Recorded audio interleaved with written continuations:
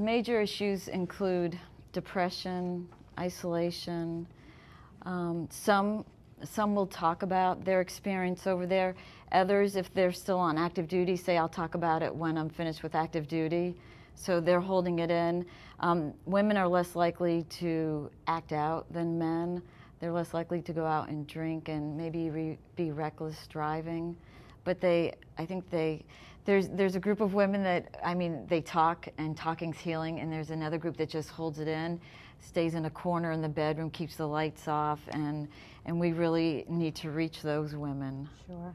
Why did you write the book?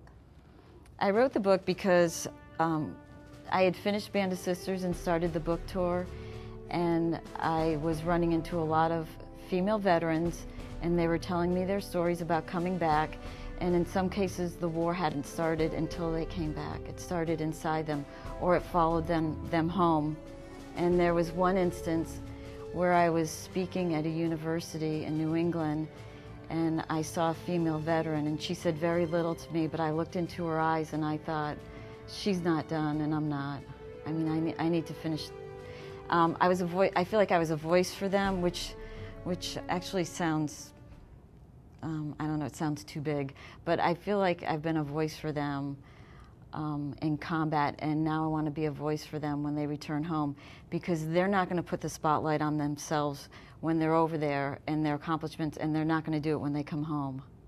That's right, and thank you so much for doing that on their behalf.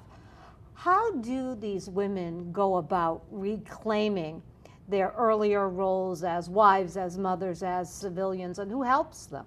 It's really hard. And for the mothers, you know, a guy comes home from war, a father, and if he's feeling a little anxious or restless, he goes down to the local Joe's Bar and Grill, has a couple beers with his buddies, you know, the other soldiers and Marines. A mom comes home, and the grandmother or whoever was taking care of those children says, "Here," and hands over the children. So that woman is instantly going from soldier or Marine to mom, and there's very little time for transition, and it's extremely difficult. Sure. So that transition's really hard as mom. The ones that really concern me the most are the younger females, and males too, but the younger females who are wounded emotionally, mentally, or physically, and have to go through some healthcare system and don't have an advocate, don't have an older sister, a mom, a grandmother, a buddy to help them through the system. Because personally, I think that even healthy, going through the VA system would be difficult for me, and I'm 46. I can't imagine being a 21-year-old Lance Corporal trying to navigate that system, and that's what really worries me.